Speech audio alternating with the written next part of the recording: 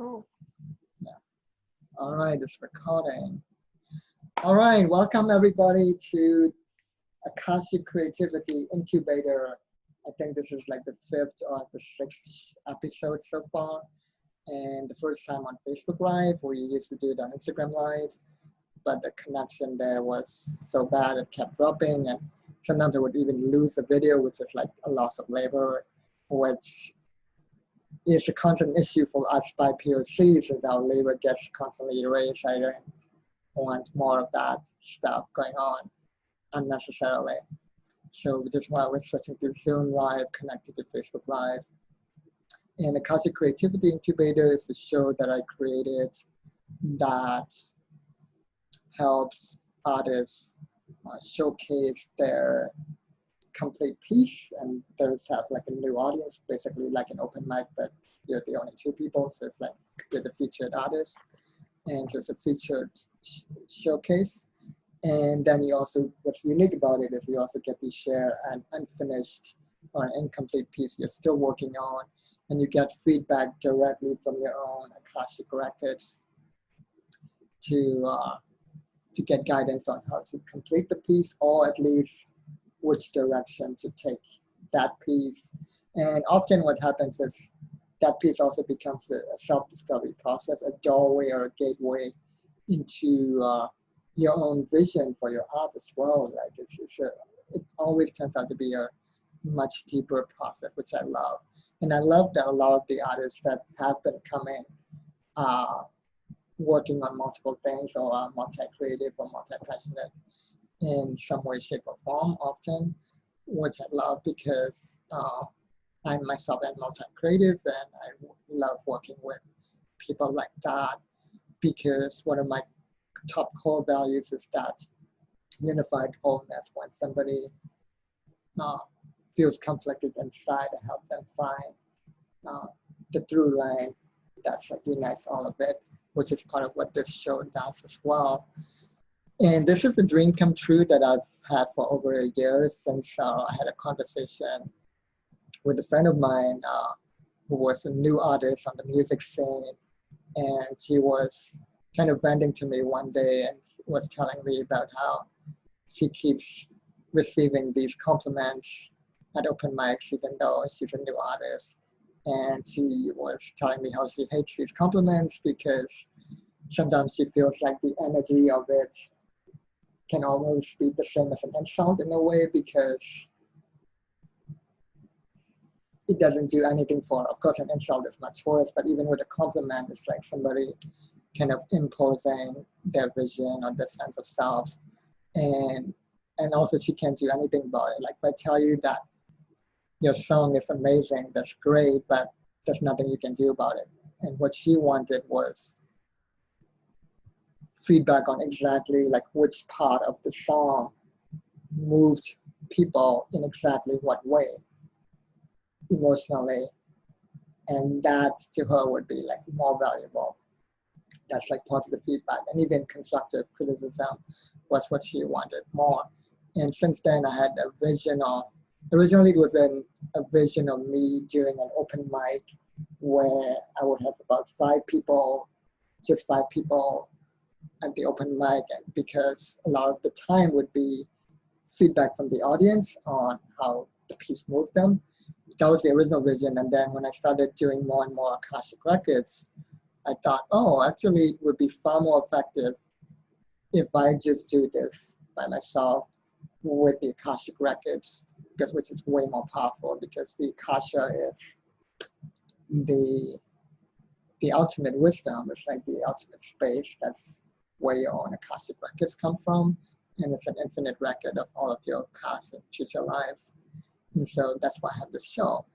And unlike my other shows, it's not exclusively by POC, but I do prioritize and amplify us for the most part. And I think we've had only 1 white person so far, so which I'm really happy about too with this show. And yeah, so today we have Sharyn Holmes as their first featured artist, and then Kelvin, or stage name A.D.V.I.S.S, will be our second featured artist at 8 o'clock. So yeah, your official bios are on my Instagram feeds and stuff like that. Uh, what I prefer to do, the way that I like to introduce each person is when I'm on the actual shows is to do a more anti-capitalist way where I just want to talk more about introducing each of you as a beloved member of the community and how we are connected, how we impact each other.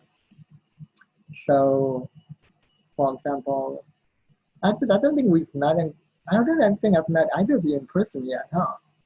Have we met at the collab, Calvin? That's a really good question, Kundan. I'm not too sure if we have. Yeah. I don't think we have. I think more so it was from Mo Better Mondays on the streams. Actually, I Yeah, don't think yeah, we've met in person. yeah.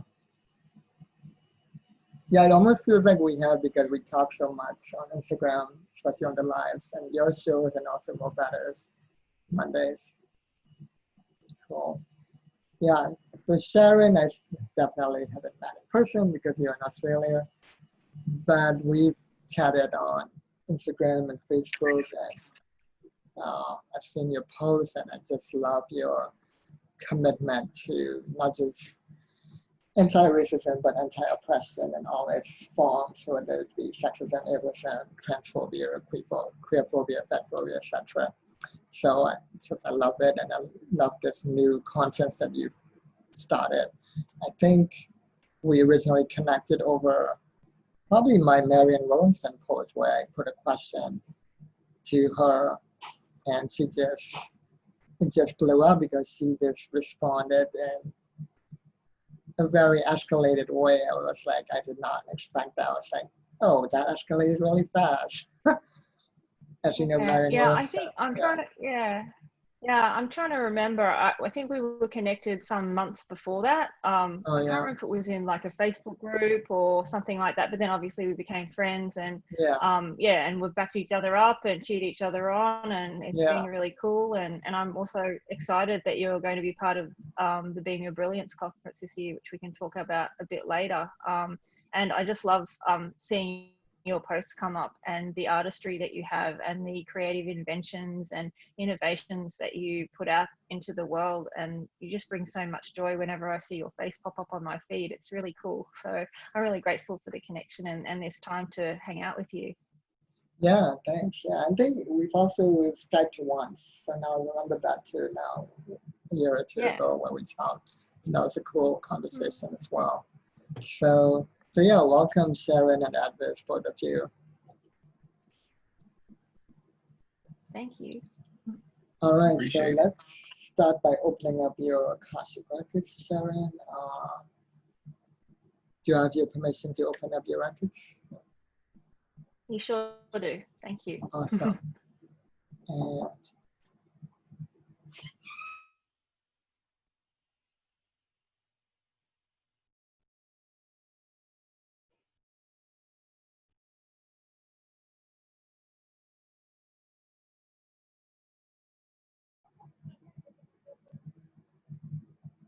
yeah, so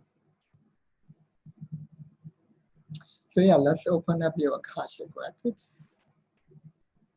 So you've already given me your legal name, date of birth, so we'll just use that. Ask your Akashic, your records to define to open up your records. Your Akashic records now.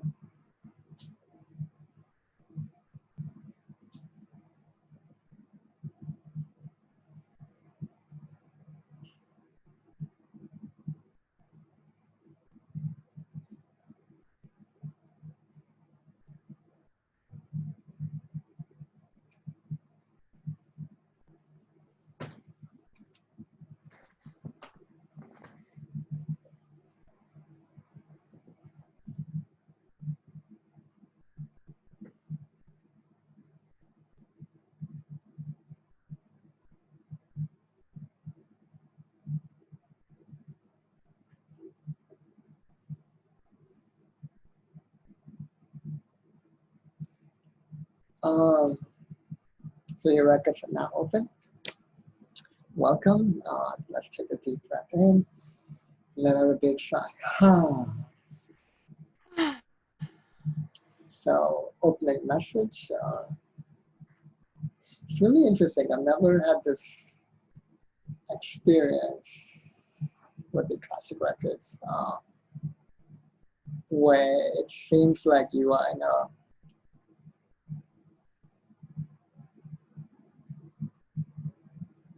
like you're right in the center of your silence, like deep in there, like a silent period, but there is something that's pulling you out, almost like trying to pull you out of your purpose, and you feel this tension, this conflict. So I don't know what that is, but like that's like a almost like there's a specific thing that you're here to do, and it's not so much that you're pulled in many directions, more like maybe just 2 or 3, but it's very subtle too. It's like how does that resonate? Yeah, that certainly does resonate. I think it might stem from being multi-passionate and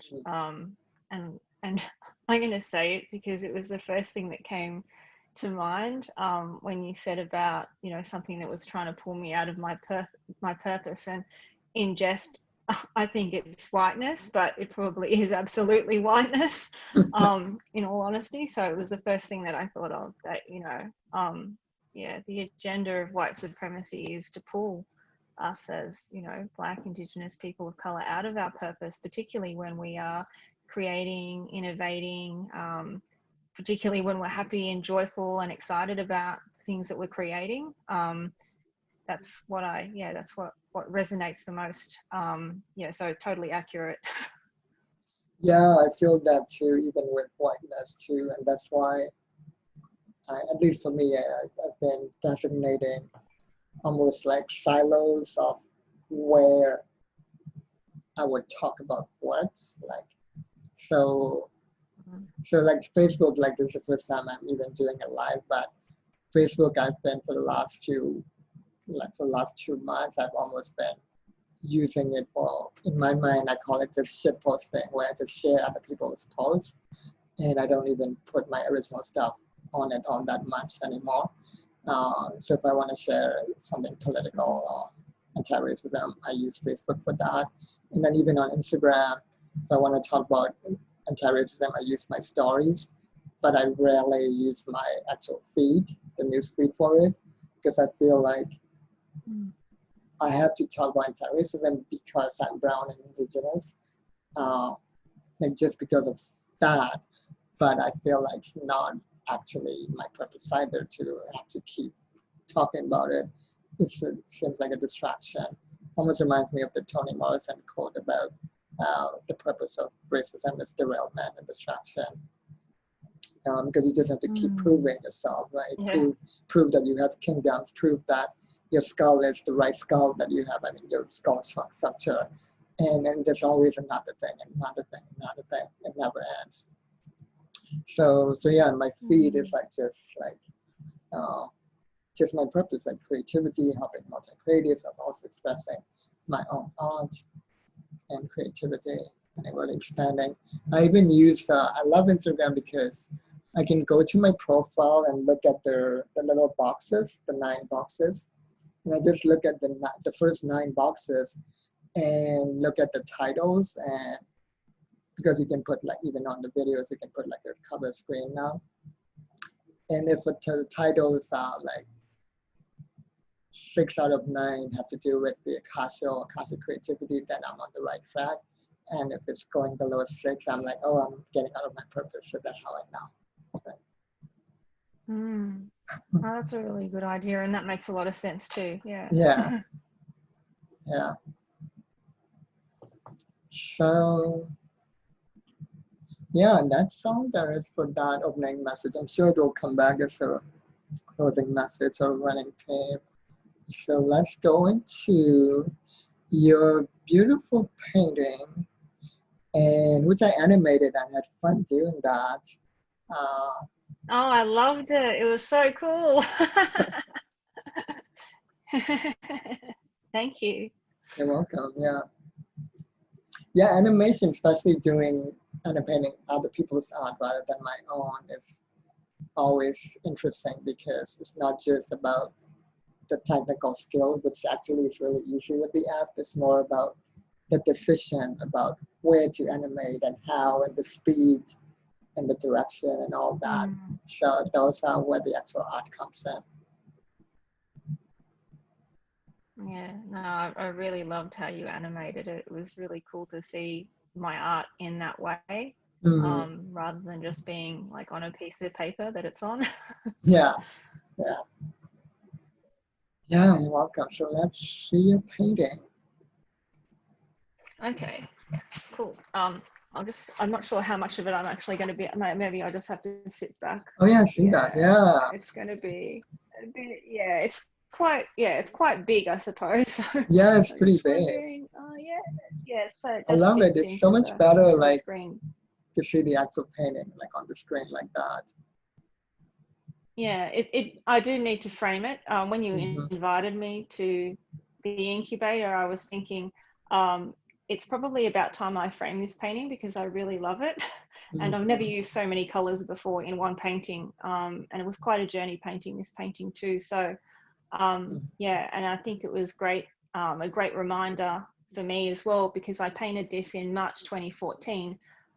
So just that sort of message of, my work, no matter what it's been, whether it's been artistic, creative, or about connection and building community and supporting other people, it's always come down or come up to love. Like that's what it's all Hmm. about, right? That's why Right. we do Yeah. what we do. We do it because we love it, and we do it because we love our people and we want to support our communities, and we know that when we support each other, we can bring each other so much joy as well, and so much encouragement. So I'll just move a bit Yeah, I closer. I see feel the like I'm love. hiding behind this thing. And I love the Yeah. details. It almost also looks like on the top left, there's like a baby in a womb. Is that right? Um, yeah, I'm not sure what that is. Like, it's interesting. My process with painting, and I don't paint like this anymore, Hmm. which is just another reminder that I probably should. So much comes through the process.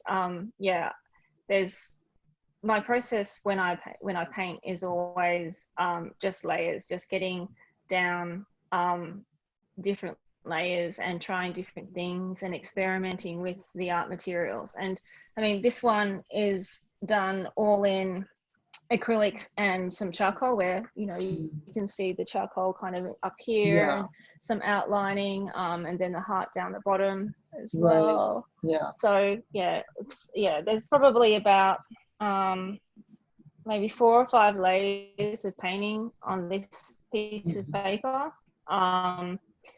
And the original background was actually sort of this blue kind of, blue white from there. And then obviously in terms of the imagery, that kind of popped out a bit later as I added more layers.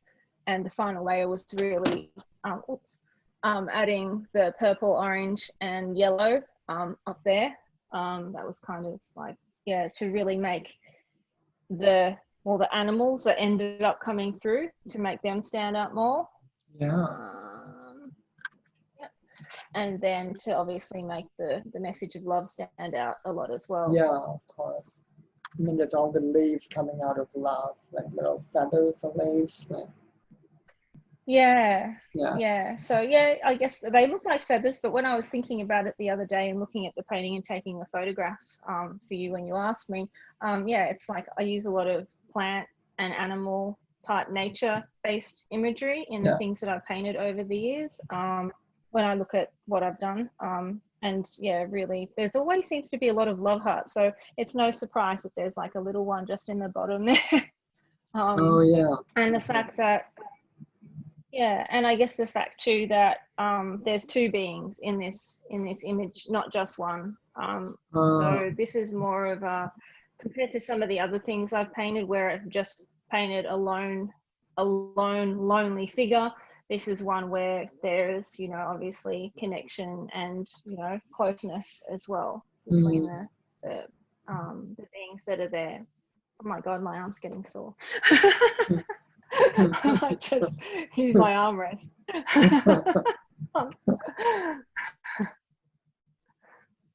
Yeah, that's really interesting. You mentioned the two beings, because I almost feel like there are two worlds or two universes connecting, because the fire, you know, the fire-like things, that section is almost like one section, and then the one that looks like an eye, and then the face, you know, almost looks like a completely different world. Like I'm almost like looking at a portal into two different worlds. Yeah, I certainly feel that. I feel like, you know, given that that was the, you know, the first layer, and just what grew from that darkness, just layer upon layer, building up to more brightness and more color. Like I said, I've never used so much color in a painting before, and it kind of surprised me, one, the amount of color, but two, how freeing it was to paint this painting. And I painted this over 3 days at an art workshop that I went to, and I painted 3 paintings. This is one of the 3. This was, I think, the first one I painted. And yeah, and I finished it, over like a 3-day long weekend. And I think what was most powerful about the workshop, but also the process of painting this particular painting out of the 3, was the expansion of my self-expression through art, through painting, that we can say so much with no words. Obviously there is a word, and the word came last, but there is so much that we can say, and how we can speak to people without saying a single word. And we can do that through art in really powerful ways. And each person, no matter their level of appreciation for art, is going to get some message out of any piece of art that they see. And obviously those responses and those emotional reactions are going to vary. But yeah, when I look at this painting, I think about, I was in such a transitionary time in my life. This was before I started running workshops. So this was this is when I was still exploring. So I'd been painting kind of as a regular hobby, like pretty much on the daily, or at least every weekend, for about 3 years, when this painting was painted. And it was the following year that I started running workshops. So this painting represents to me a very different version of the person I am today, but at the core, it's like, this is, you know, the heart of you know, who I am and why I create. It's the painting, it's the creativity, it's the freedom that we get from expressing ourselves. And this painting wasn't painted for anyone. This painting was just me getting to paint fully expressed, with no judgment from myself or anyone else. It was a really supportive art class that I went to when we spent this weekend together. And it was just a really exploratory, experimental weekend. And I'll always remember it. So it's just, this was before everything else kind of happened, you know, before I accepted, you know, maybe part of my purpose is being a teacher and someone who wanted to be in community with others and do bigger work. This was kind of like the, you know, the inner journey. You know, the inner journey was, for me, was just filled with a lot of paint, a lot of art materials, a lot of, you know, canvas, and just, spending time just painting. And I guess the other access point when it comes to creativity and art is the fact that it does save us, you know, it can heal us, you know, the process of going within and just painting whatever wants to come out. I feel in a lot of ways that art and creativity saved my life through some, you know, not so pleasant layer upon layer traumatic experiences, and the way that I could access a grounded version of myself and a more accepting version of myself was to paint, and to just you know, give myself that time and to be present and, you know, not so much mindful, but just to be present with what I was doing and not thinking about how long it was going to take or how much art materials I was using, or there was no fear about making any mistakes, because every potential mistake when you paint a painting is just another detail, another layer, another little something that someone might go, oh, I see something in that, as opposed to, oh, no one sees your art mistakes when you're painting. You know, there might be something you didn't intend on the paper, but it just adds to whatever's there. So yeah, I guess that's my little spiel on the painting. Yeah. Yeah, especially for us by POC, so important to reclaim joy and pleasure and even the erotic as defiance, because the system that is whiteness doesn't want us to have that pleasure, to actually just enjoy ourselves and just be, you know, just be me, right? Just be us. And for me, I'm multi-creative too, but my entry point is similar to yours, but it was dance instead of painting, and movement, and dancing as medicine, and dancing for my own pleasure.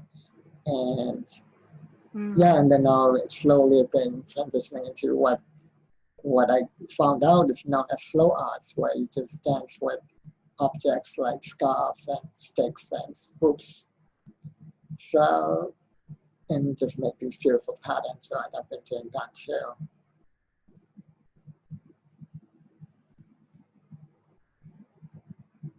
Yeah, I think it's really, really important to do that.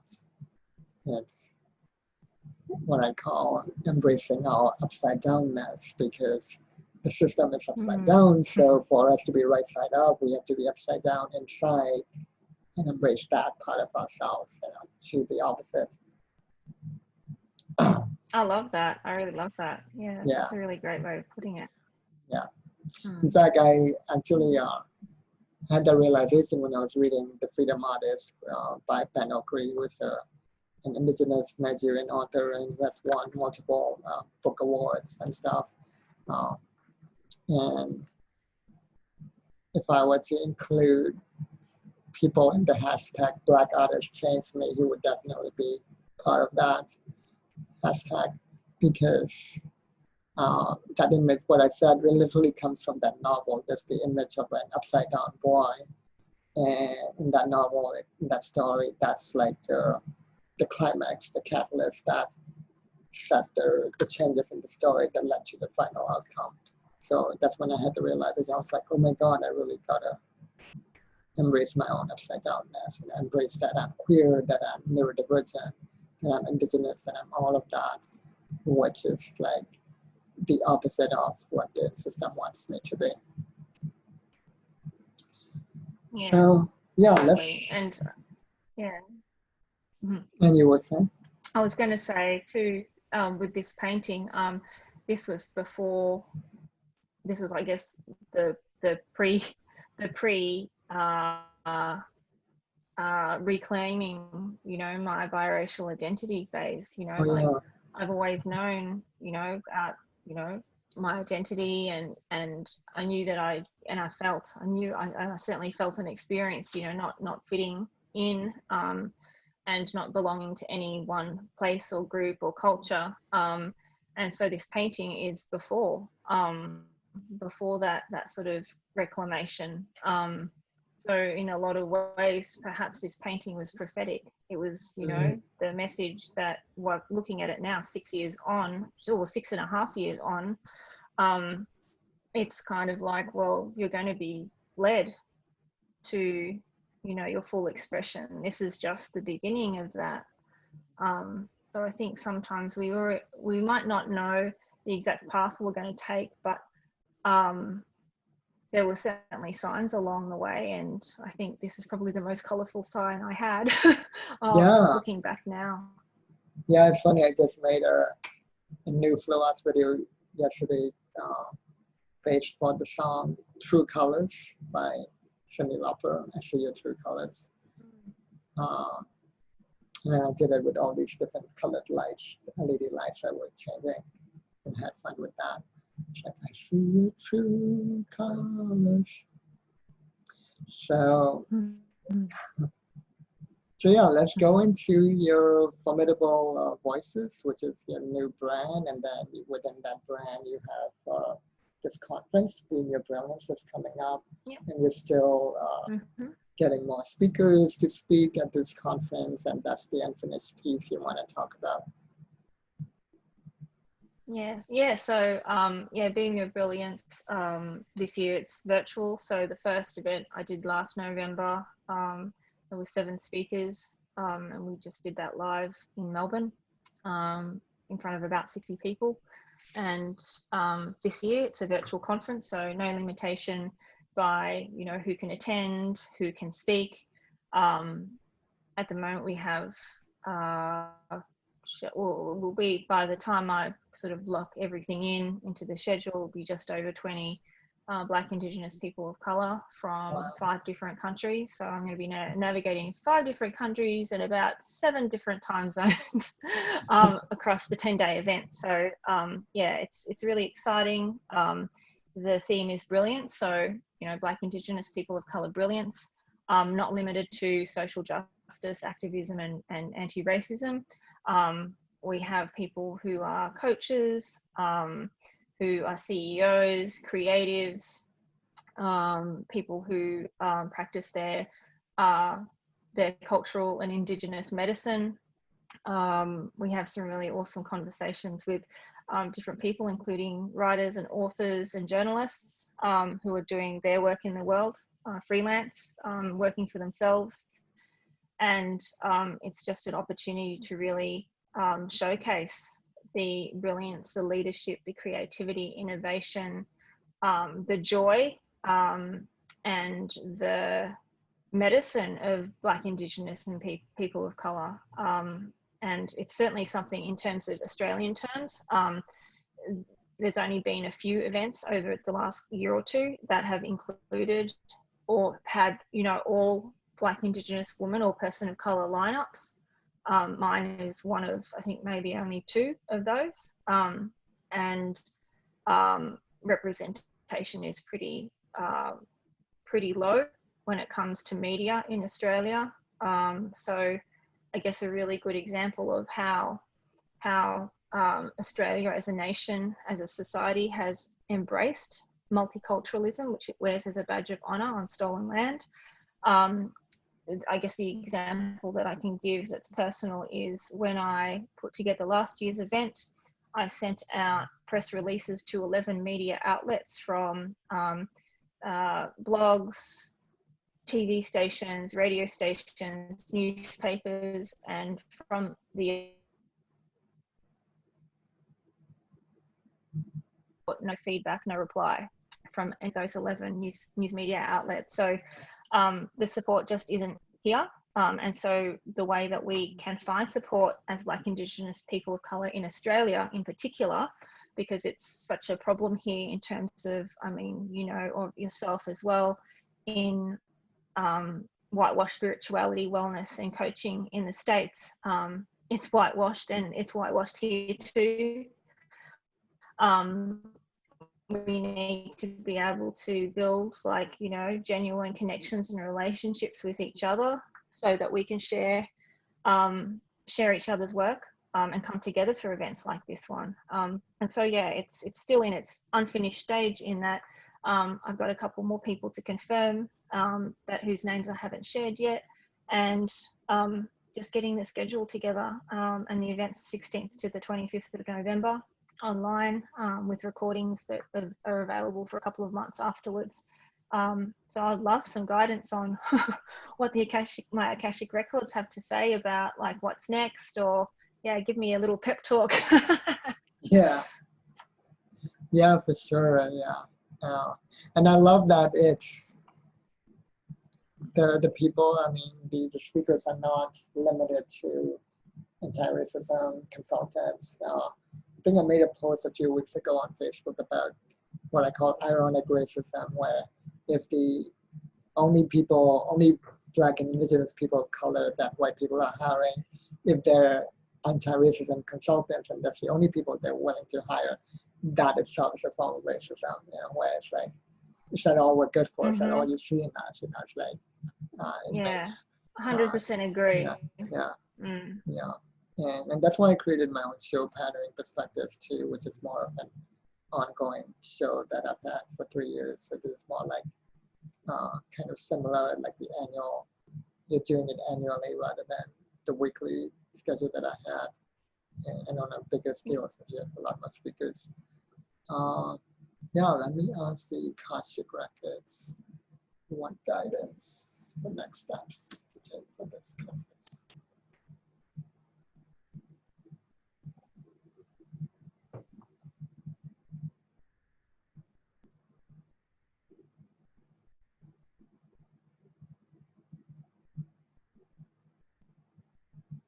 So before we do that, let's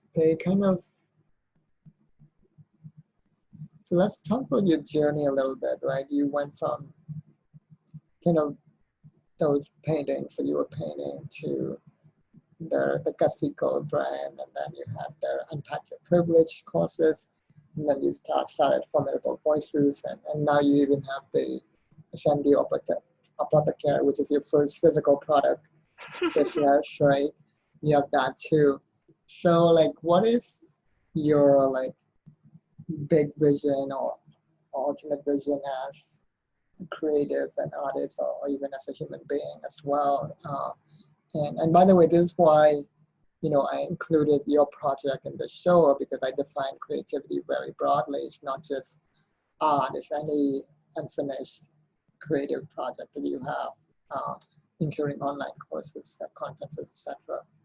It's part of that, because we're all creative people, and that's not a block a lot of people have to. They think they're not creative, even though we all are. So yeah, what's your like? How do you see yourself? Like, how do you see yourself? How do you see this vision going? How do you see yourself in like, say, 3 to 5 years? Okay. I guess, my entry point to doing any of the work I do now was through art and through painting. So I've had a few sort of hobby project product type businesses over the years before I was made redundant a couple of years ago. So I've always, probably for the last decade, I've had other things that I was doing that I was hoping were going to turn into full-time, so I didn't have to work for anyone anymore. And so I started, Gutsy Girl started 2012, just I guess as a little bit of background, started in 2012, where I made mixed media paintings, much smaller than the one that you've just seen, and jewelry made from recycled sterling silver. So I did a goldsmithing course over 3 years to just build up the skills to make my own jewelry.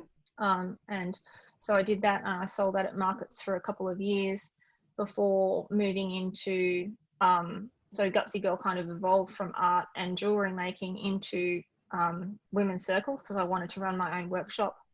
And my husband said to me, why don't you just start doing your own? And that just sort of ticked things over. And so within about 2 months of that conversation that he and I had secured a venue to run my first workshop. And really it was more than anything about connection and just getting together, and I guess affirmations, like sort of that positive reinforcement that we get from that, was where it started.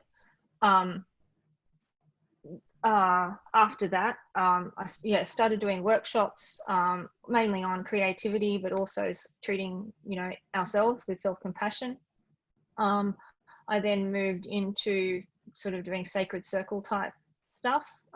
So, a bit more meditation, a bit more sort of inner processing, doing sort of that journaling sort of journey type work, and a lot of visualization stuff came through as well.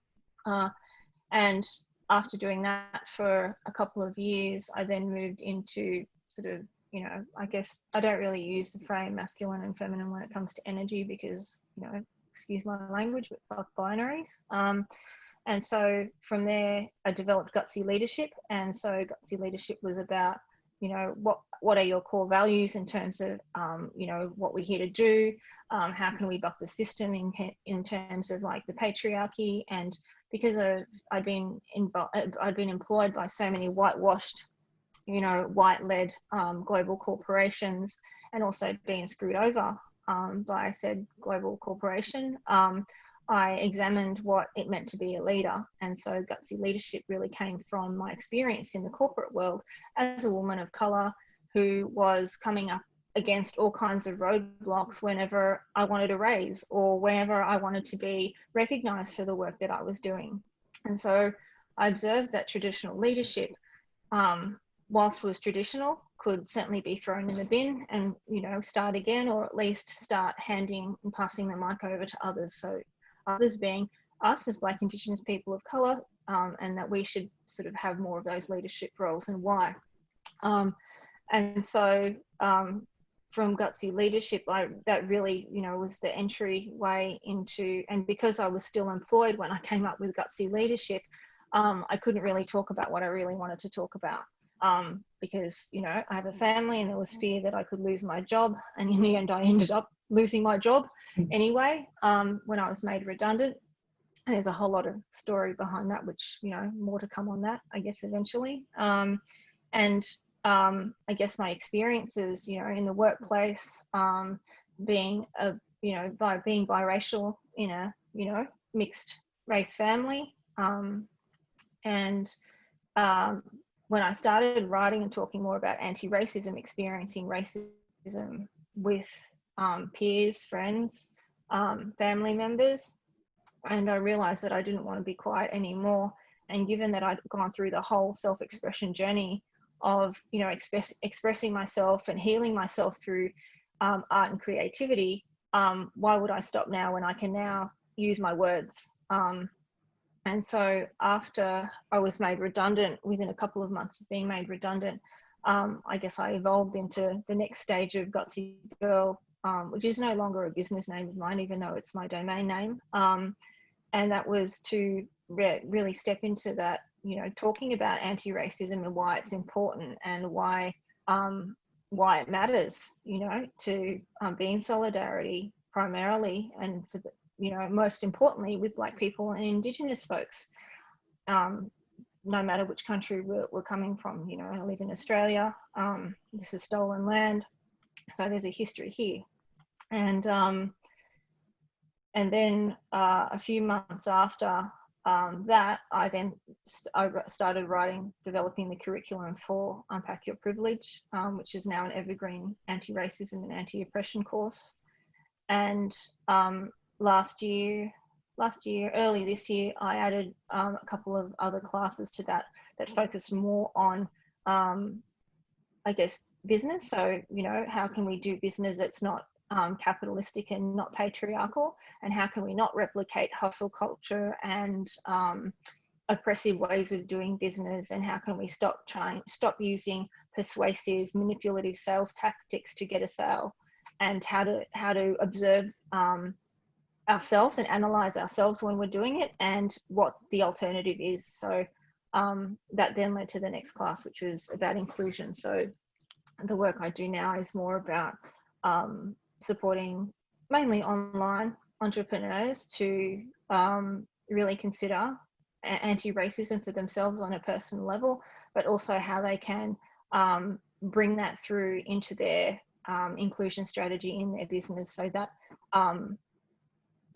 they're, you know, making sure at every turn that they're preventing harm to Black Indigenous people of colour. And so so there's more.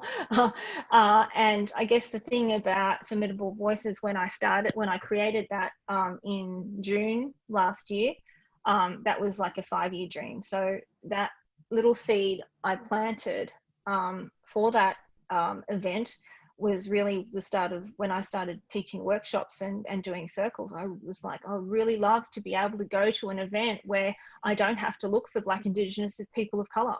You know, I was sick of going to white-led, white organised, mainly white, you know, all white people on the stage events, because I always knew none of these things were for me. You know, how could they be, you know, when privilege was not recognized by the people that were on the stage? And it was pretty obvious to me that when I would go to such events and I would see so few people with, you know, marginalized identities like myself, that this stuff certainly wasn't attracting us, and it was attracting me because I needed somewhere to go. And so I just, you know, would go to these events, and all the while I was asking myself, why isn't there, you know, Australia wears multiculturalism like a badge of honor, but when we look around, we see Aboriginal people in this country being incarcerated at higher rates than anyone else. Aboriginal children being taken from their families in huge numbers. We see refugees and asylum seekers being locked up in detention centres onshore and offshore. We see people who were asylum seekers who ended up becoming part of communities and then getting ripped out and put in detention centres, even though those communities wanted those families to stay. So Australia has a very dank, dark, disgusting history, and unfortunately that history isn't history because it's happening today. And so the whole reason why Formidable Voices came into existence is because I know how brilliant Black Indigenous people of colour are, because they are the people who I've built the most community with, who have been the most supportive, encouraging and inspiring and motivating for me over the last few years. And we deserve to have, you know, space on the stage. We deserve to have, to be seen as leaders and the innovative creators and entrepreneurs that we are, the musicians that, you know, that we are, the artists that we are, and incredible coaches that we are as well. And so in my business, I hire people who are more similar to me than unlike me, because in order to get ahead, we have to support each other and hire each other, because white people don't really understand what our unique experiences are. And I'm sure as hell I'm not going to say I can understand the entirety of your experience, Kundan, but there is a resonance there and a connection there where we can be empathic towards each other. And white people need to learn that skill. White people need to learn how to be more empathic with us before they even consider hiring us. And that really sucks, having to be someone who is trying to teach that. It's absolutely exhausting. And we know from this year, and the things that have been happening in the States and things that have been happening in Australia this year in particular, everything is so heightened, but there is just more and more incidences where Black lives, whether they be Black or Aboriginal lives, as you know, in Australia, are just not cared about and not cared for. And I just want to see us shine. And white people can extend their table, but really they're only ever extending the table to make themselves look good and feel good. They're not doing the deeper work in terms of their personal self-awareness, and the deeper work required of them if they're part of an organisation or if they have an organisation, to make them properly inclusive. And they're not taking leadership from what Black Indigenous people of colour have to say. And so Formidable Voices came about because I don't want to just have someone give me a little camp chair to sit at the boardroom table.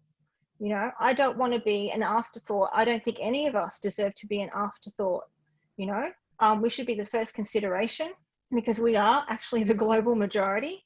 So I decided that I would build a table, and the table I build is a round table, like a table that we all get a seat at as like Indigenous people of colour. You know, it's you know, I say in terms of this year's virtual conference, this is not about me, this is not for me, it's for all of us. And we can all, you know, the 20 odd people that are part of it are going to be speaking to those who most relate to us, you know, and we're going to have, you know, some white people coming along who are in solidarity with us and who are willing to look and listen to, and we need to, I guess, recognize that we can create our own platforms, you know, and our own programs, our own shows, you know, anything that we want, we can do that. And I guess the hard part of that is sometimes we can't fully fund the things that we would really love to do. So we've got to start small. And if we're going to start, we've got to start together, not just, you know, as an individual. And I think that something that white dominant society promotes is individualism over collective, you know, over doing things together. You know, I don't want all the glory. I want to share it if I have it, if I ever get it, I would love to share it. And that's, you know, that's what Formidable Voice is. It's not one voice, it's all of our voices. Yeah, the togetherness. You know, so you were talking about Black and Indigenous brilliance and, you know, and people of color. And your conference name is literally Being Your Brilliance. So check this out, right? How much white people have rewritten history. People know that Edison, the thing Edison invented the light bulb, and that he came up with their tungsten filament or whatever filament. But check this out, it was actually a Black man who improved upon his filament and made it way better. And so it's literally a Black man who brought light to the world, if you think about it. And then I remember last year, I was trying to call in this band that was appropriating my culture by using the Hindu word mantra as the name of the band.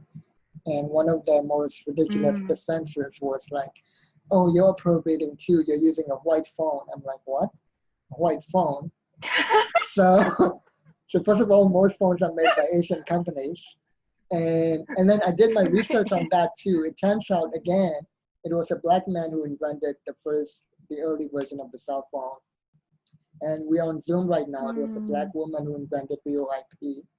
And even when it came to the Bell telephone, it was a Black man who drew up the patents for that phone, even for the Bell, there was no Bell telephone. So again, the rewriting of history. So it was, I mean, it's a ridiculous argument, but even as ridiculous as it is, it's also completely wrong, right? Yeah, good at appropriating, plagiarizing, and stealing ideas, but where's the innovation? There obviously has not been any. So yeah, what the reason why I asked, and because you wanted me to ask, is to just see the through line, right? And also like feeling into your emotions and like what you value the most. You could also tell me like some of your core values, like your top 1 or 2 or 3, but even listening to what you were feeling, you know,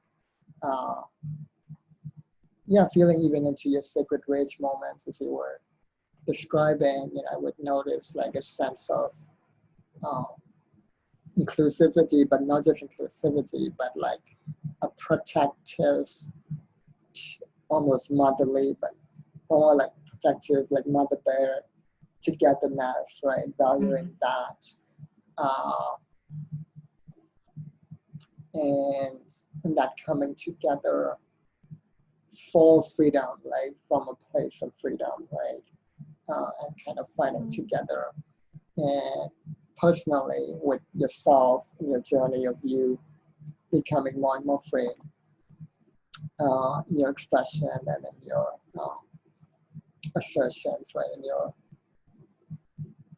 the way you assert yourself into the world. You could feel all of that. And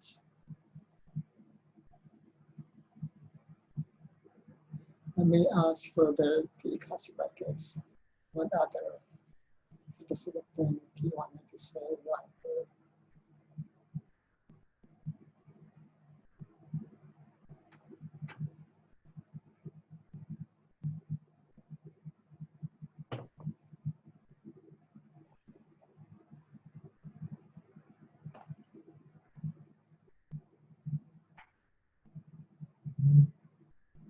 Yeah, so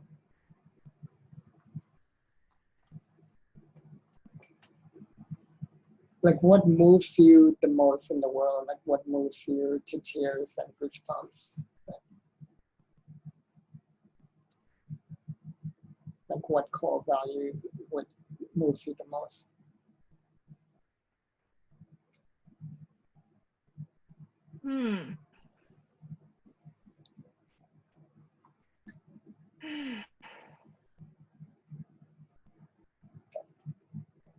That's really a difficult question.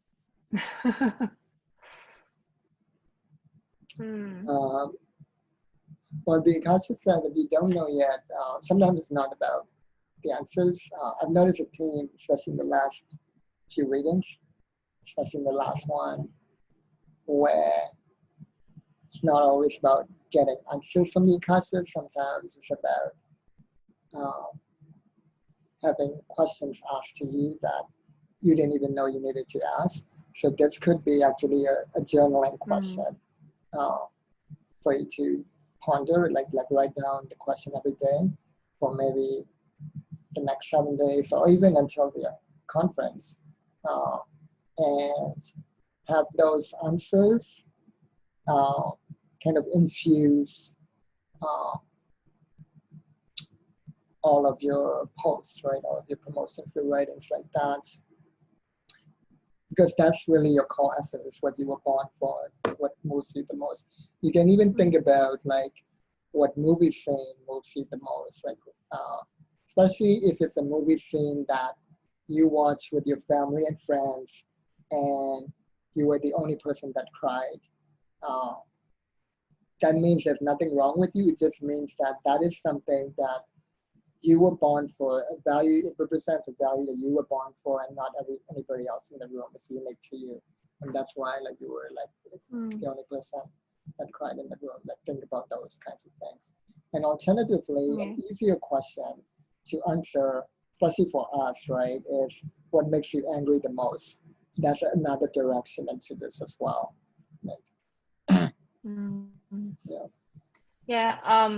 I think that the challenge with the my number one core value is that I have, probably I wrote them down a while ago, like having about 10 core values, and it's just trying to pick one. But with your description about, or invitation to like look at what scenes from things that I like watching move me, I think what moves me the most really is the connection that we have as humans, when we're really listening to each other and we're really supporting each other and we're really caring deeply about the other person. So I don't know what the word for that is, but that's it. And I think when I think about the movies that I enjoy the most or TV shows, it's just that connection that, between two people. Like, I guess maybe the word's family. I don't know, because family's not necessarily about blood either. But it's just that connection that we have, when we're fully in tune and attuned with each other, and we're working towards, like a goal of togetherness. So perhaps togetherness is my core value, when I think about the things I've created and why and who they're for and how it brings other people together that, might not share identities. Togetherness feels true. If I could think of one word amid all of those. yeah, I really deeply felt that. That's why even I myself brought the word up earlier, the thing that the string that ties it, that together, a deep sense of togetherness. And it's, and you're very protective of that as well. So another question the Akashic wants you to ponder as a general question again is, what am I here to protect? You can write that one down too. Or even, and also who am I here to protect as well is another question. Yeah. Yeah. Yeah. Cool. And also the word challenge keeps coming up, and I think that's more about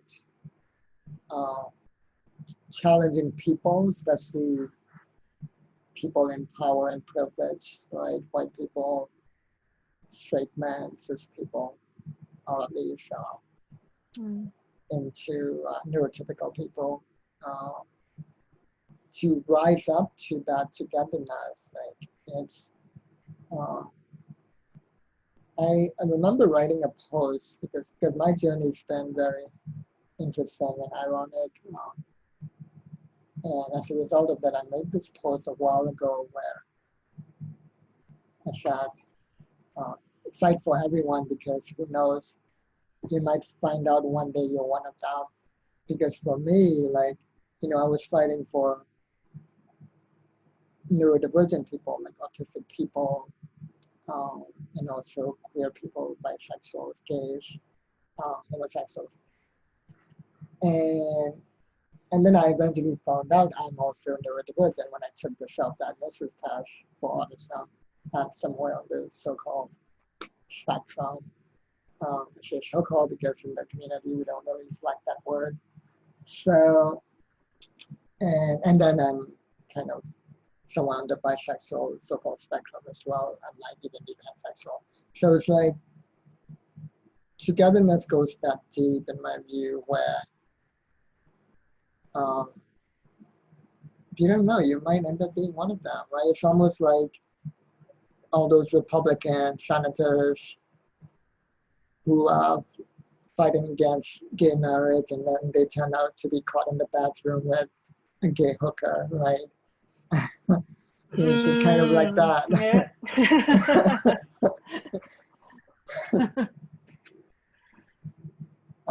Yeah, so that's about it. It feels like a closing, a completion. Do you feel that? Yeah, no, that was really powerful. Thank you for bringing forward of my 10 core values. Which one is probably the most moving, powerful, emotionally, tear jerking kind of. Yeah, it's definitely togetherness. Thank you. That was great. Yeah, you're welcome. Yeah. Yeah, one of my mentors even calls it a hot virtue to describe that, where it's like, because some of the other values come from like outside, like media, religion, etc., upbringing. But this is something you had, yeah, it's pretty much since the day you were born, like you knew it, and you were living for it, and it was subconscious for the most part because it was suppressed, right? Because it was actually who you were, and then as you peel away the layers, you're living more and more of it. And it's great that you're becoming more and more protective as the years go by because it it needs a lot of protection. Yeah. Yeah. Yeah. Yeah. All right. So I'll close the records and then tell you the closing message, and then I'll do the testimonial thing, and then we'll move on to admins. All right. So I'm taking a deep breath in, slowly. Let out a big sigh. Still capture the records to close the records. The records are now closing, closing, closing.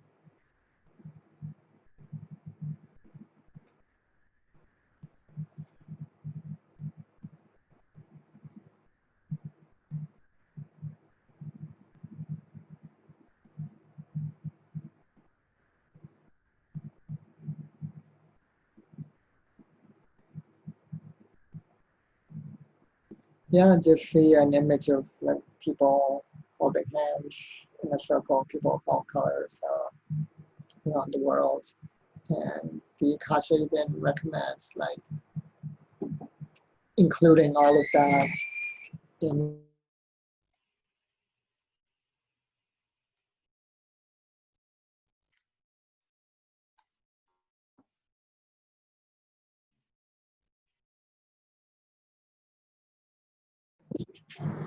So the Akashic yeah, recommends including the sense of togetherness, like even in your images, your branding, your words, in any way you know how to do.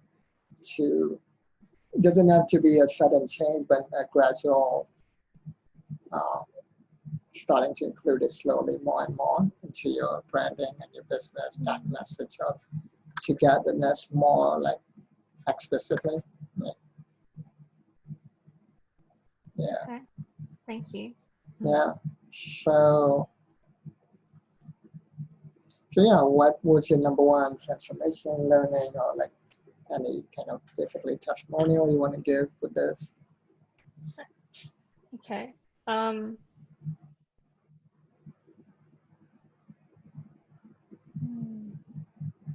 Probably two things. One was just the, I guess, the full circle realization about my expression, you know, in thinking about and just being able to see, you know, that and just to, I guess, be with that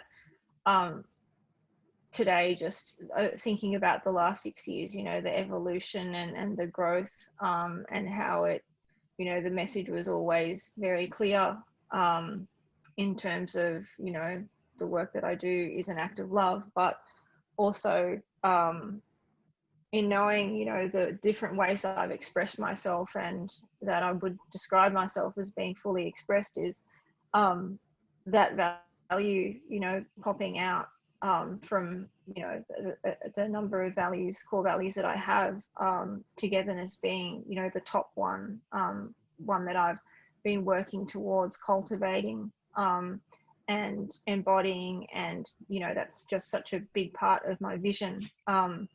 Even, I guess, over the last couple of years, you know, I usually choose a couple of words each year to kind of guide me, and connections being on that list for a few years now. And so whenever I think about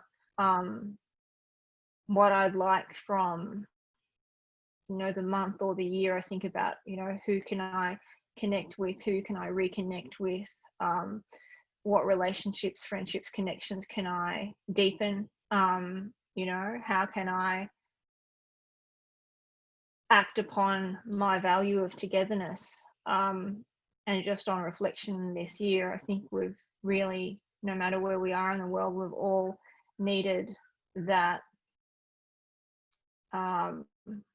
reminder of togetherness, you know, to reach out and support someone, even if we don't know them very well.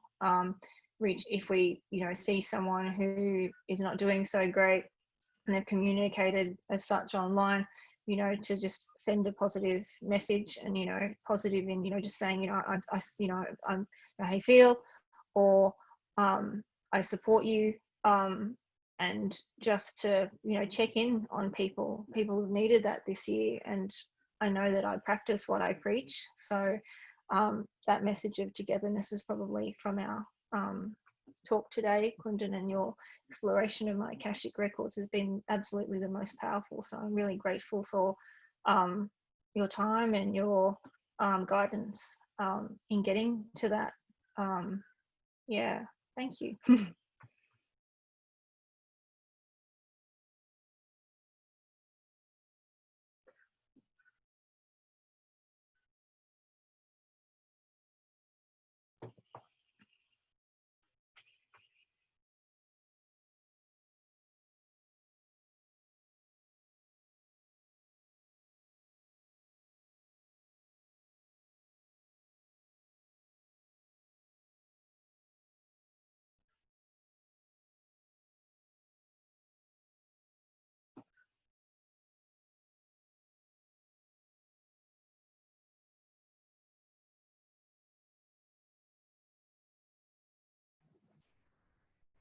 All right. So thank you so much, Sharyn. That's amazing. And thank you for all the work you do for Black Indigenous people of color and for your own creative expression as a role model for that too. That's amazing. And it's, especially in this call, it's amazing to feel your togetherness. I really felt that. So yeah, let's have A.D.V.I.S. And you can also stay on, Sharyn, and just listen. And I Oh think yeah. you both can get a lot of value from each other's. Uh, so yeah, welcome Kelvin, Stacey, and Elvis to this call, and thank you for listening patiently the entire time. And yeah, let's have you also talk about maybe start with what value you've got so far already, even from just listening to the call with Sharyn. Yeah. Once again, appreciate me being able to be here and enjoy this moment, as well as, you know, listening and sharing. So thank you, as well as I love your artwork. It's beautiful.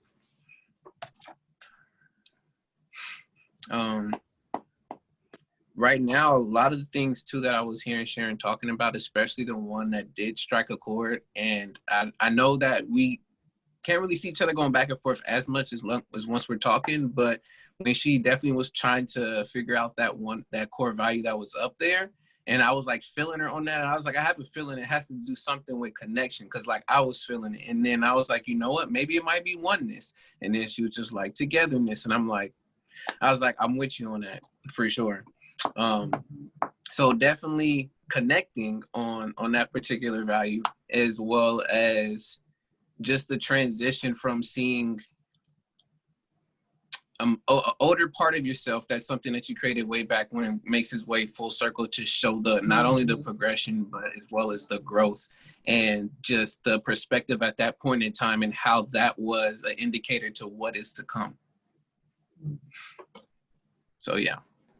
Yeah, it reminds me of what I told you before about the difference between hope and completion, where hope comes from a sense of lack, whereas completion is like the seed that's already complete as a seed, and then it grows into a plant, then a tree, then a forest, but it's complete at every stage. That's how I almost feel like with Sharyn's painting, right? That painting was a seed and it was complete on its own, and now Formidable Voices is like the first group of trees, right? That's about to grow into a forest, right? And I already like kind of feel that. And speaking of togetherness, the trees are together, and it's what grew from that painting is now here is coming full circle. So I love that too. So Yes. yeah, let's open up your Akashic records, and then I'll tell you the opening message and have you share your music, your complete piece. I believe you're gonna sing or rap today. And then, yeah, do you have your permission to open up your records? Yes. All right. Asking the Akashic, the records to open up your Akashic records. Correct information given. The records are now open.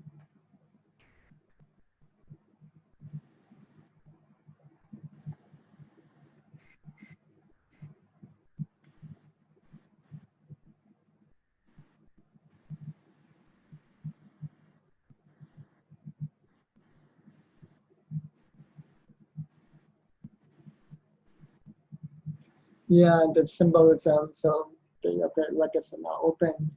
And then the symbolism is really interesting. It's like kind of you struggling to stay grounded, and I see like an eagle snatching you off the ground and into the air, and you kind of, your legs are flailing in the air, and there's a lot of space.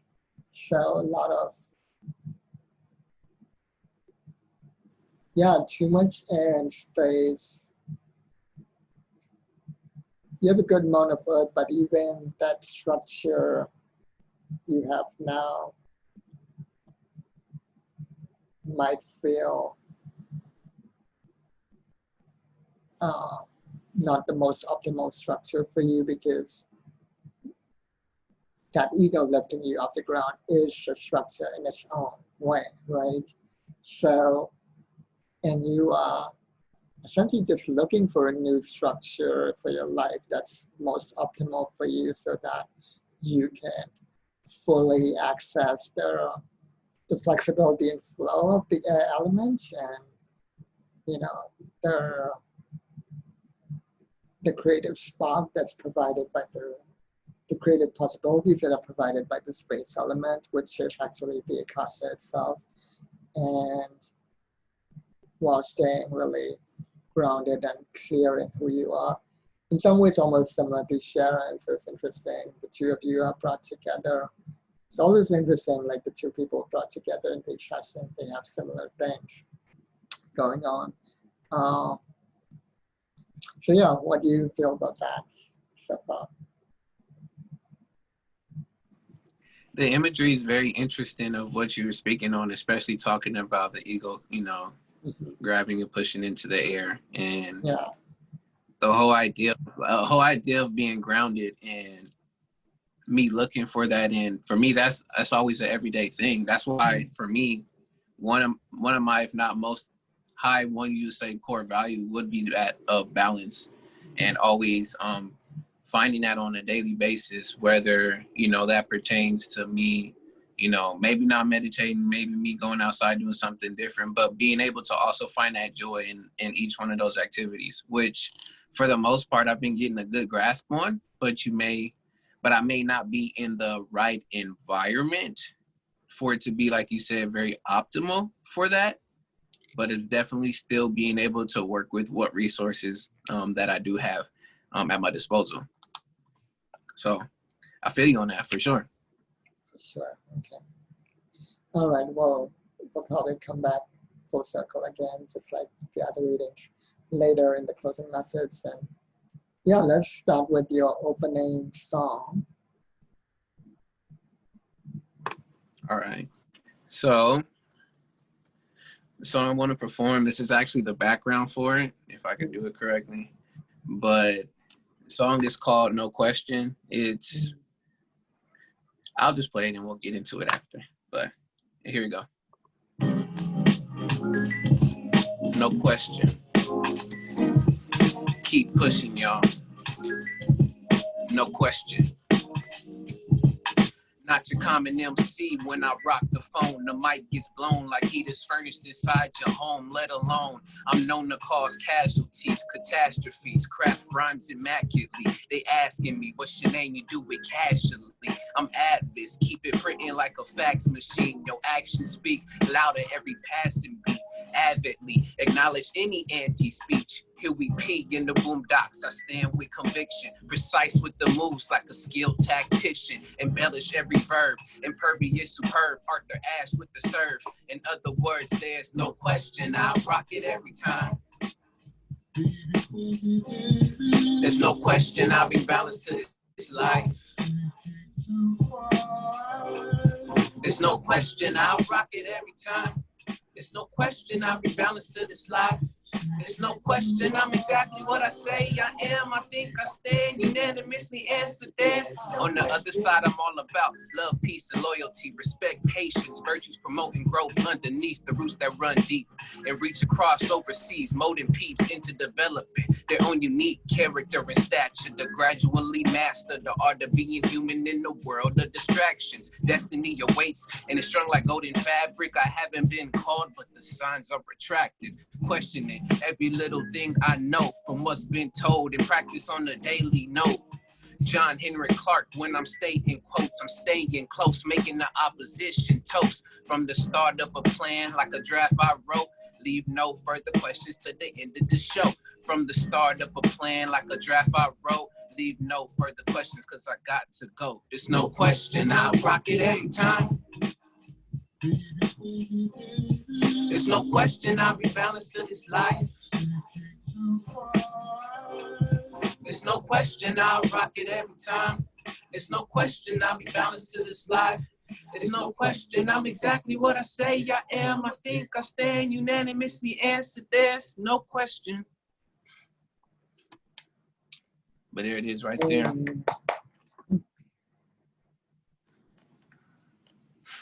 That's awesome. Thank you. And I heard it before because you sent me the recording and the lyrics, and I just love the lyrics, and it's nice. It's really nice to actually have the artist sing it live. It's such a deeply meaningful song. Mm. Yes. Do you want me to?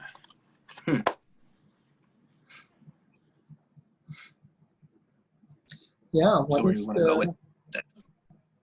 well, let's start. Before we go into the unfinished piece, let's talk about this song just a little bit. Like, what does it Mhm. mean to you? Like, what inspired you to write it? So this song in particular, which is produced by Clockwise, which is another native around in the Santa Ana area, specifically around in Anaheim. Um, the song actually, the inspiration behind the song was to really give a small glimpse to those who don't know of my art, my artistry of who I am, as well as to be truthful. I also did it so that some people would definitely know how to pronounce my name, because I would get so many mispronunciations of the name. So it's like, if I say it at least one or two times within the song, maybe it will catch and it'll be like, yeah, it's A.D.V.I.S.S, not A.D.V.I.S.S, not A.D.V.I.S.S, Right. not like, you know, all these different, you know, pronunciations, which I mean, I can use play on words of my name, but the initial pronunciation is just A.D.V.I.S.S. And Mhm. it was me, you know, giving a glimpse of not only that I can perform and I can actually put together really, you know, great lyrics and, you know, bars in particular, and be able to really go back and forth, like be a lyricist. But on the other side of that too, I'm all about, you know, promoting growth. I'm about, you know, love, respect, peace, and people finding their own inner selves through asking those questions. So it's just those two layers of, this is who I am. I can bar you up. I can do all of this and this with the words that I speak, but also I'm gonna put the action behind, well, if I'm gonna speak these words, I'm also gonna show you how I've got to be myself, and I want you to also continue to grow and find your own inner self too. So that's what No Question came from. Right. Yeah, and also regarding the name, it's, and of course for us, you know, Black Indigenous people of color, that's a problem that happens often. But in your case, it's also specifically your stage name, and it's also important because A.D.V.I.S.S, A.D.V.I.S.S, is also actually an acronym, right? Yeah. And what's it an Yeah. acronym for? That acronym, it stands for A Dreamer's Vision is Seeing Success. Hmm. So the same concept behind of, you know, for you to be able to create and have something, they call us dreamers, and at the same time, measuring and how does that success look like for you, and putting in the action and the work to do so, to get that to that success. So it's cool to be a dreamer. Hmm. It's definitely the starting point, but what's the ending point of that is to be able to see yourself doing and finishing that success. So then that means you have to go out and put that effort to do so. So that's why it's A.D.V.I.S.S. Awesome. It's a great reminder of that message. All right, so let's go Yes. into your unfinished piece that you're working on. Um. So I'm glad I was starting to work on something, because I've been just chilling for a bit. But another song that I'm working on, and it's actually for a project that I'm also wanting to put out very soon, which the project in itself is going to be called Before It's Gone. The song that I'm working on right now is called That's Fine. And I actually was working on a little bit of it today. But how do you want me to do this? You just want me just to like give you a concept of what it is? Because right now I only have one verse, but I'm still working it out as I go. Yeah, you have just one verse, right? So let's have you like Yeah. sing it a cappella first without any music, and then you can sing it again with a little music if you have it. Because I think the reason why I ask that is because sometimes, not that you do it, but sometimes I've noticed, uh, yeah, I've noticed some singers, they hide behind their music, they hide behind their guitar, or like, you know, and Oh yeah. and I can feel it a lot more, all of these patterns, when I can see the difference between when you sing it a cappella, when you sing it with the music. So yeah, let's try have you just sing it without music the first time. Okay. Yeah. All right. So it goes like this. I'm most likely gonna try. I'm gonna try to keep the tempo. If not, it's okay. I'm just gonna read it as it goes. But Yeah. it goes. Tell me what you picture. That's fine, like portraits and paintings so exquisite. Frame your thoughts and ideas with impressions and humanistic features that feature shades and shadows, shapes and symmetry, outlasting days and centuries, inscribed and immortalized to infinity's reaches, patterned in line with Fibonacci sequence, coordinating in uniform, utilizing proportions to tell portions of a story unfolding, foreboding, a glance into future's memories. Van Gogh as this Basquiat narrates as a night with faith, with faith that rings gold so right. And that's it right there. And then did you have a beat to it or music to it? Or? Yeah, I have it right here. Okay, let's have you set that for a second.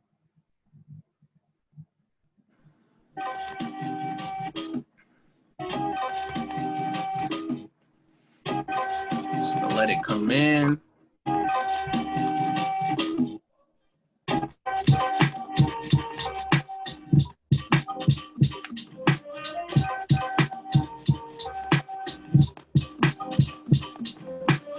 Tell me what you picture, that's fine, like portraits and paragraphs from wizard. Bring your thoughts and ideas with impressions of humanistic features that feature shades and shadows, shapes and symmetry, outlasting days and centuries, and immortalized to infinity's reaches, patterned in line with Fibonacci sequence, coordinated in uniform, utilizing proportions to tell portions of a story unfolding, foreboding, a glance in the future's memories. Van Gogh as this Basquiat resonates as a night with faith that rings gold so right. That's right. I don't have the last little bit, but yeah, only the verse. I'm working on the chorus, and then there's 2 other verses to go with it. So like, what's the main message of the song that you're intending? Like, yeah, let's start with that. What are you intending for this to be? So as I was coming up with it, and I will say, you know, just for breaking the fourth wall, I was working on this actually today. So I just did this today. And the concept that came to me really was the whole idea of being able to picture, not only picture yourself, you know, going somewhere with it, but understanding that at the same time, on that way, there's going to be hurdles, maybe even people and just other outside things that's going to be like, oh yeah, that's right. They're going to be like, no, that's not going to happen.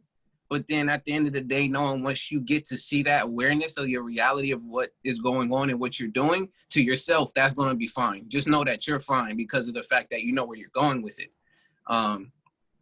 But that's just what's came to my head today, and at least the imagery that I wanted to use in between verses. It wasn't starting off to be a whole thing about just different references, whether it came to art, but that's where it turned out to be. So this first verse, the reference is around different artists, whether if it is painters or if it is, you know, those who create and knit and others of that nature, which I shot out a few of them towards the end of the verse. But just the whole concept of that is just like picturing and finding what that is, that goal and stuff is of yours, and knowing that there's going to people is going to say yay, people say no, but know that in your case, that's fine to you. It's like, I'm fine with it because that's why I'm going where I'm going with it.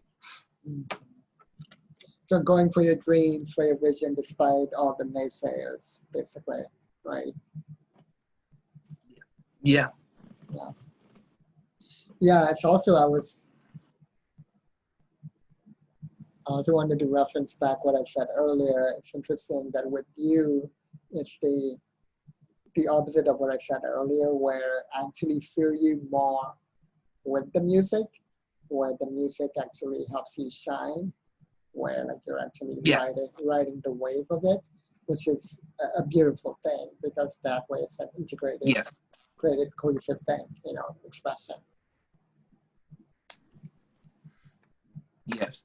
Yeah. No, I agree with you because, I mean, at the end of the day, too, our voices is another instrument. So I know that's one thing that I've learned to work really well with when it comes to not only just a beat, but a collection of different instruments, is being able to add myself within that mix somewhere. So, I mean, I can do a lot of this still a cappella and be able to give that effect.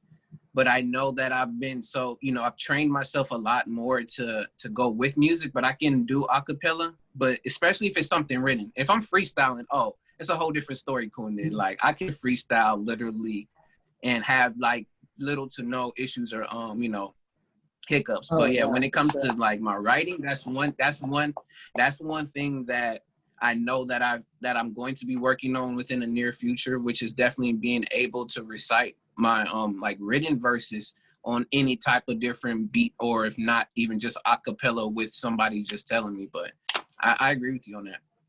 For sure. Yeah. So yeah, let's have the Akashic. Let's ask the Akashic records for what's the next steps. So asking the Akashic records for the next steps, the next direction to take with this song.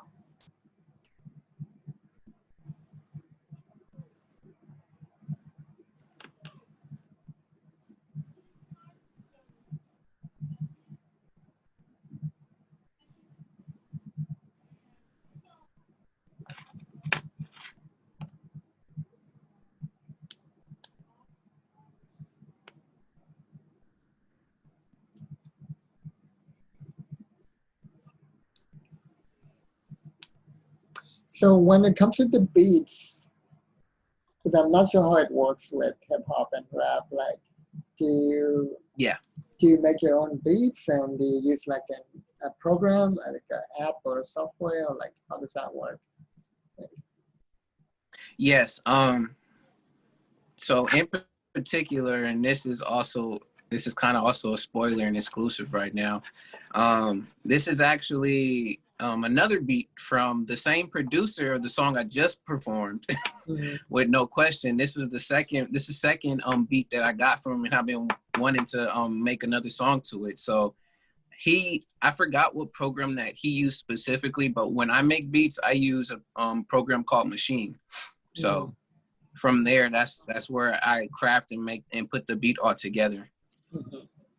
So the reason why I ask is, and I've told even Cosmos a similar thing before, and the Akashic is almost like a similar advice, but more specific to you, right, this time. And one of the best stories and the best songs have a big contrast in it, right? This why in the beginning of Star Wars, you have the contrast of the big spaceship and the little spaceships trying to attack it, or even the Death Star, right? And then you have the little rebels trying to, and by seeing the contrast, you know who's the hero and who's the people they're fighting, etc. So, and that conflict creates a great storytelling, right? Because when you overcome the conflict, you kind of close the open loops or broken loops, and then the brain gets rewarded with dopamine. So your song already has that perfect component of the no and the yes, right? You have your dreams or your vision, which is the yes, right? Which is being a yes to yourself, right? And then you have the no's, which is all of the naysayers.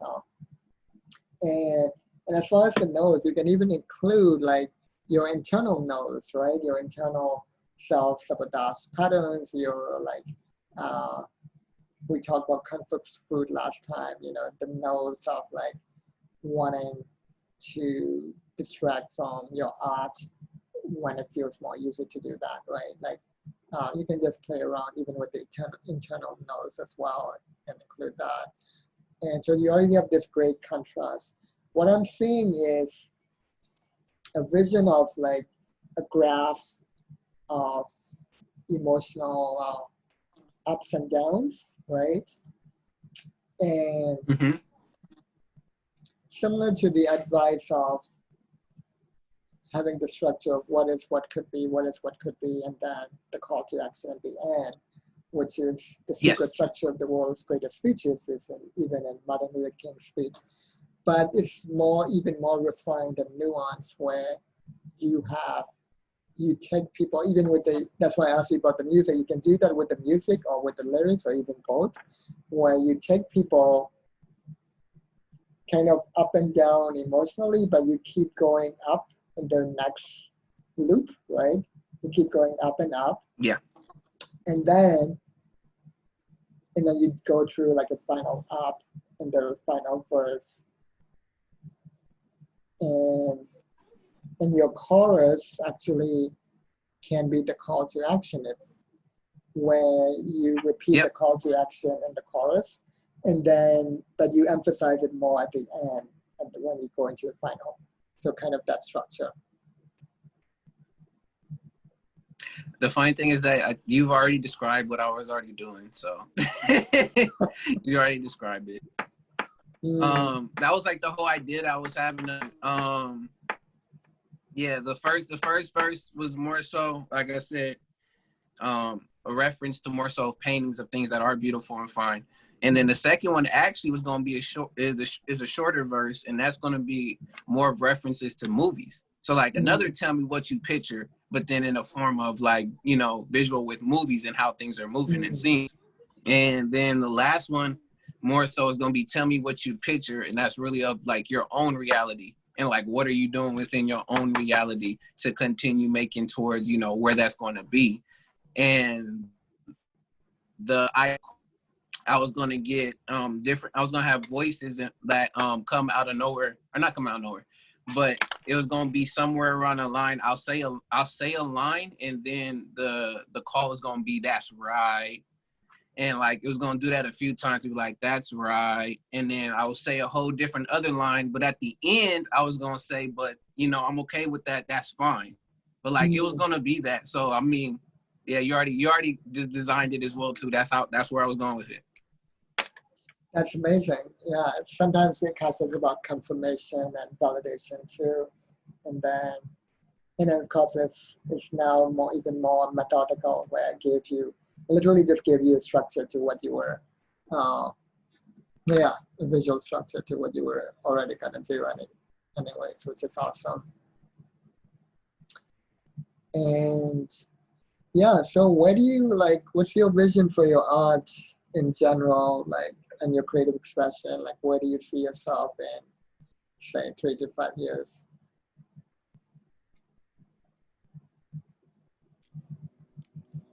For the most part, I definitely see myself, getting to perform, in a whole group of different various places, with a number of different people. But it doesn't have to be something like I'm selling out arenas or any of that nature. But it's more so to help provoke thought, as well as to encourage and motivate others to look deeper within themselves and find what that thing is that makes you, and to embrace that, and not to be afraid to do so because of the confines of where we are and what we're at. So like that's what my music does. And I know it might be categorized or put in a box as conscious, or only uplifting and positive music, but it actually, for me, I see that it also deals with not only just that one side of the spectrum. I know we speak of not really having binaries, and we know that there's different multitudes of perspectives that come together that can create one idea. But just knowing that it's a whole mix of just that. It's not only just the positive. It's really, like we were talking about, it's It's just the where it starts from the beginning, how do you get there, and then how that all comes together at the end. So it may be, you know, in a sense, what we would call positive in the message that it brings, but it still speaks. I strive to speak on, you know, a lot real life experiences, whether if some of them have been very, you know, ugly to others that have been beautiful, but understanding that within that ugliness that you can also find that beauty that then ends up growing. So it's just not only just one side of the coin, it's both sides of the coin, but then also it's within in the hands of other people. That's interesting because that's kind of what your song's about too. Because, you know, we speak about things like toxic positivity, where positivity is forced on you. And I know that's not what you're talking about. It's more like the difference between positive thinking and positive being, where you're like, you see the real problems in the world, the negative, but you also going for the big vision, the big dream, right? You also see the solution, and it's about the both end. Even that structure that we're talking about, the dual, which is the duality structure, that secret structure of the world's greatest speeches, has both in it what is what could be, what is what could be, and then the final big vision or the call to action, the dream. And yeah, it's beautiful. The Akashic is also saying, specifically to that song, related to that song, when you talk about the no's and the yes, you have a specific emotional anchor to each as a contrast. So you can just pick one for the no. You can pick frustration. You can pick feeling defeated, right? To have like a specific anchor. And then for the positive, for the yeses, for the dreams, to have a specific emotional anchor to that. You could be feeling spacious, feeling centered, or even feeling balanced, right? Since that's your value. What does it feel like to be balanced and to have that be the yes, the dream, that contrast, and that can really make the song like pop even more. Yeah. The one that I know for sure that it will have, that has one of those contrasts, is at least the last part that I'm formulating for the chorus in my head, which is gonna have that no, like I'm fine, as in it's gonna be a thing where even though like people are saying yes to some of these things, and then we decide to go another way that, you know, is showing you, but then they're like, no, turn back around, go that way. Be like, no, I'm fine. Like this is The boundary, is right? exactly what I'm being. Yeah. Mm-hmm. Yeah. I love that. That's a beautiful and powerful positive, that boundary protectiveness of like standing up for your own personal sovereignty, right? No, I'm fine. What's interestingly enough was a running theme in Sharyn's session as well. So I love that we're coming full circle and overlapping like that too, which makes these group things even more powerful. I love that we're doing it on Zoom, because for the first time it's become more like a real, almost like group session kind of thing, which is really cool. Yeah. Yes. But yeah, that's the process for the song, and I usually do that with a lot of the songs and things that I create. It's almost very similar of how you access the Akashic records. I do something in a way with the beat, or whatever track that comes along is, I really listen to the beat and then I let it tell me what it wants me to speak on. So that's usually what happens. The only song that didn't happen with was actually the previous one, because I had another beat for it. But there's issues with the previous beat, but I'm glad that it did change and became the beat for the song No Question that it did, because then it helped me reframe at least the way that I did the chorus, but everything still fitted. But that's usually my process when it comes to writing towards music, is I literally listen to the track and the beat for a good while, and then it's I literally speak to and tell me, all right, what do you want me to speak on with this particular song? And then from there, that's where I get the idea for the name, the whole concept, and then I start beginning to create my outline and my overview process of, okay, what do I address in this verse? What I address here? How does the chorus all fit and align to the verses and the overall meaning of the message from the song? Yeah. And yeah, that's how it is for my dancing. Actually, I dance with the spiral sticks. It's plural now that I have the plastic colored versions too, but it used to be just this wooden stick that I found on the ground 3 years ago, which is like a blessing from nature, God, whatever. And I knew it was gonna be meaningful, and I just kept it. And it's only recently that I really started using it to dance with it. And that shape, it tells me how to dance, basically, similar to how the beat tells you how to sing or make the song. So I love the commonalities with that too. Yes. Yeah, and it goes back to even, I know how a lot of artists struggle between structure and flow, right? But Yeah. the beats are the structure for you, and it's actually a blessing for you in your case where it actually helps you come up with the song, right? So you have that perfect balance. Speaking of balance between structure and flow, it's just like I have when I dance with the spiral stick. It's like I feel that perfect balance between structure and flow, and I love that. And but in general, for any artists or creatives watching it, this brings up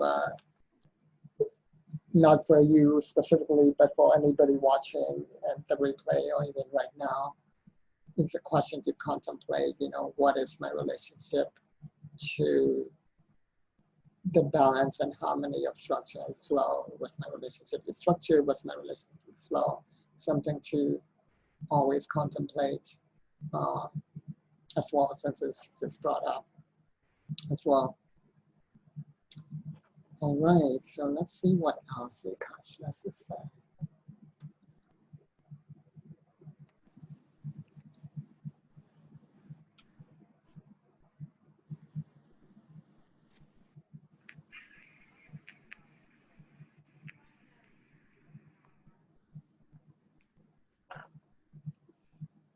So going back to the opening message, and it's coming full circle because your song, you're literally singing about your initial challenge, in a sense, because you say that you're trying as much as you can with the resources you have, with the environment that you're living in, to be more balanced, right? It can be a challenge at times, but you are trying every day.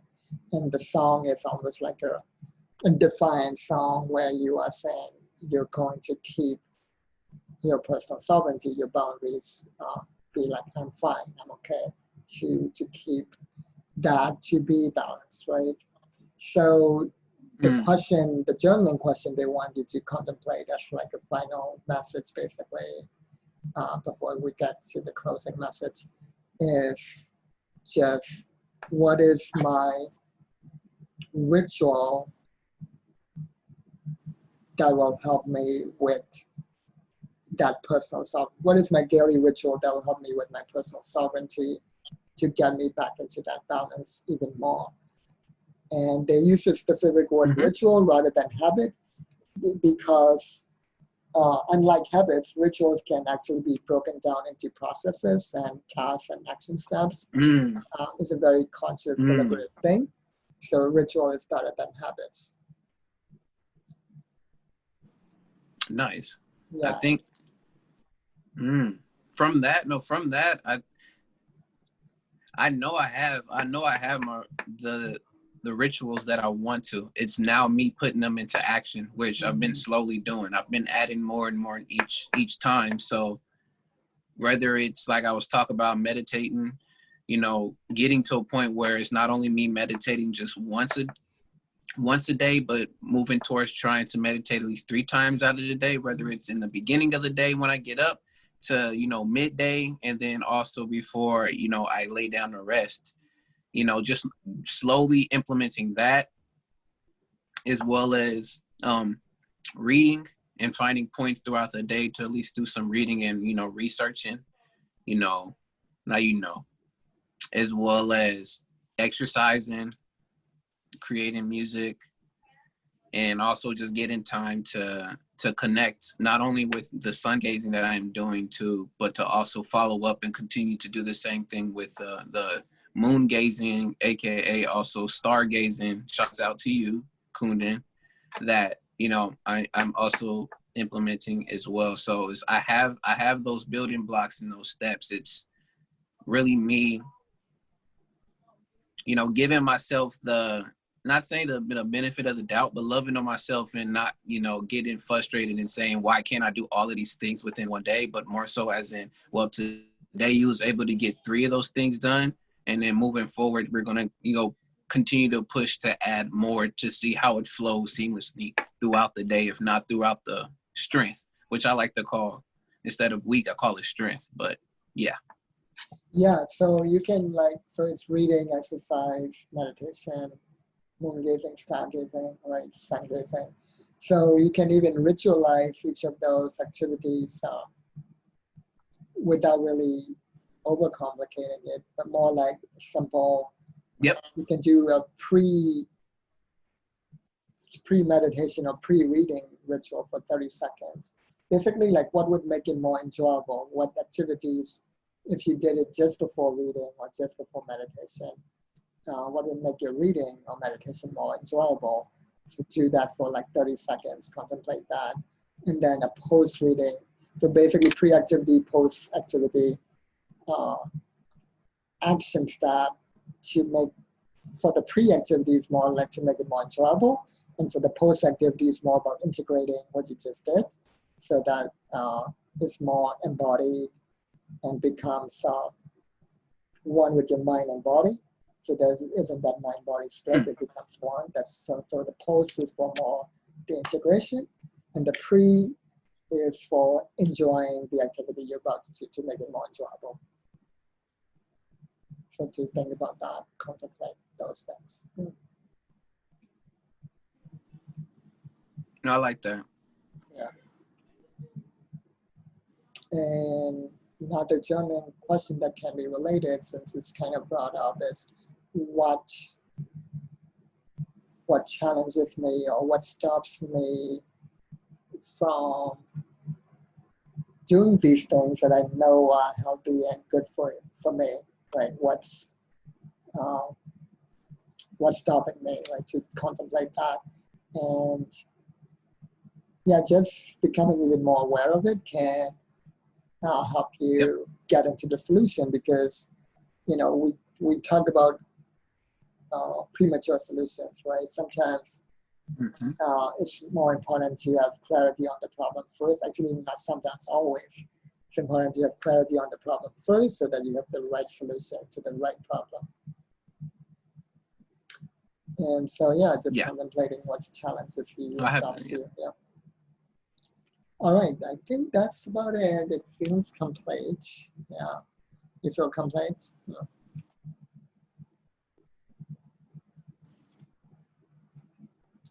Yeah. Yep. Okay. All right, let's close your Akashic records. Close your Akashic records, your Akashic now closing.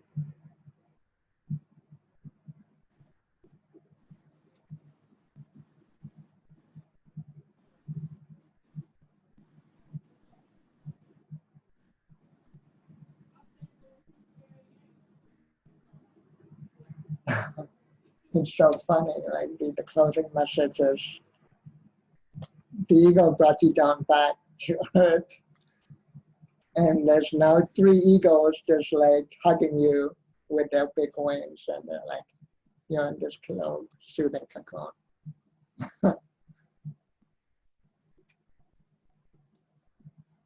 And then I think there's even some owls and some albatross, all of these birds just protecting you. That's funny, because wow, that it's funny that you speak on that, because I've been within meditation, I've been able to to go deeper and speak with my inner self. And I know sometimes I will have imagery of stuff. And for me, it's been a lot of like eagles and like hawks and something and like traveling somewhere always. So yeah, no, it's very, very intriguing. Yeah, cool. All right, so what's been your number one learning, transformation, benefit? Like what, yeah, like a testimonial, what did you get out of this?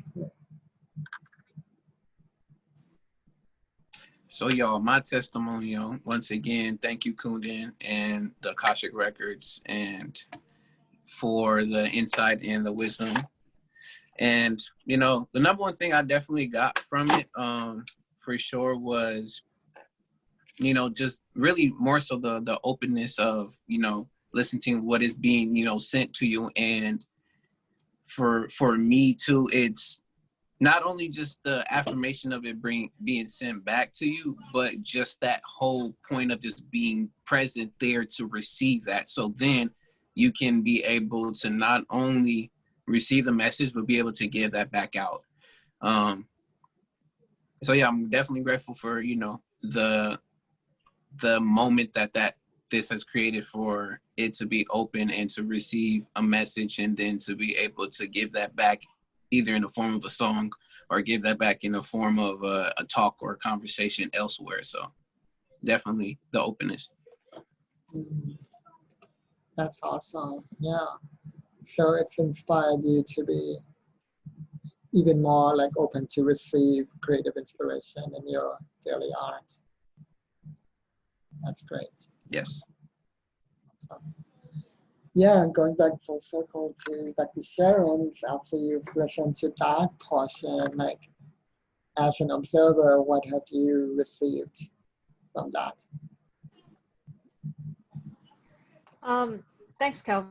It was wonderful to hear your music, and I can't wait to hear how you finish your second song.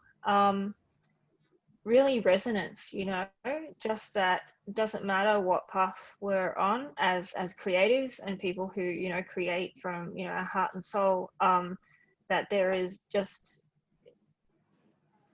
that connection that just comes from, like, we get to talk to each other about, you know, the things that we're creating and just the resonance that underlies all of that, you know, the vision that we have as well. And I really love the acronym for your name too. I think that's really cool, and I wrote it down so I can keep that in mind for myself. So it's like your name, performance name, is an affirmation in itself, which I think is really, really cool. And that really spoke to me, which just goes to show, it's sometimes not just about what we create, but it's what we name for ourselves that people can connect with and find, like, you know, I guess a gateway for them to also be inspired to create themselves, or, you know, explore something that they haven't before. So yeah, this has been a really special call, and I'm really grateful to you, Kundan, for inviting me, and so great to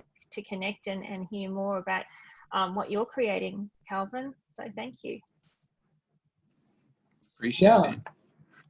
And you can both follow each other if you want. If you want to put that in the chat box before we close on Instagram and stuff. So I already followed Calvin just before. oh yeah, cool. When I So was I already getting, know I'm when I was definitely popping gonna. up my cup. Yeah, I definitely will. Got you. I got you back. That's awesome. All right. Well, thank you both for being on this call. You both have a wonderful day. Gee, thank you. Thank you. It's a Bye. pleasure. All right. Bye. Thank you, everybody. Peace and love. Peace and love.